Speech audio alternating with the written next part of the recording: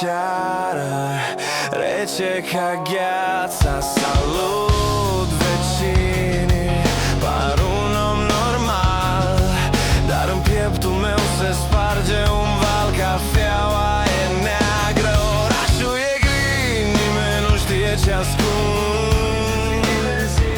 Vorbesc despre vreme, dar suntem cu toții niște străini. Tensiunea crește, simt cum mă strânge o umbră în spate care plânge și plânge. Aerul arde, nu mai am loc.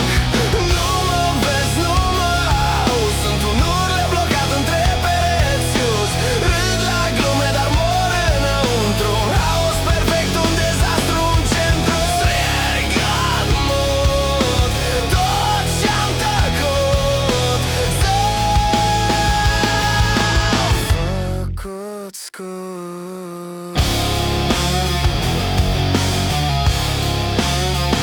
Lumina se stinge, cortina a căzut. Mă întorc în tăcere, în ce-am fost la început. Oglinda mă minte sau poate eu mint. Un spectru de sticlă pe care resimt. Telefonul sună, nu vreau să răspund. În propriul meu zgomot încerc să mă ascund. Dar digul se rupe, nu pot să-l mai țin. E prea mult venin, e prea puțin vin. Mă sufoc în cuvinte pe care nu le zic și nu mai rămâne nimic.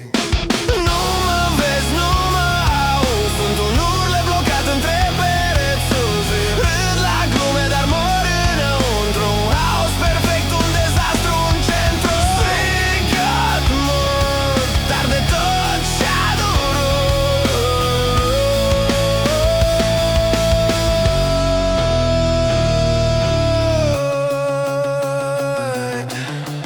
Nu ești bine, toți cred că ești bine. Zâmbește.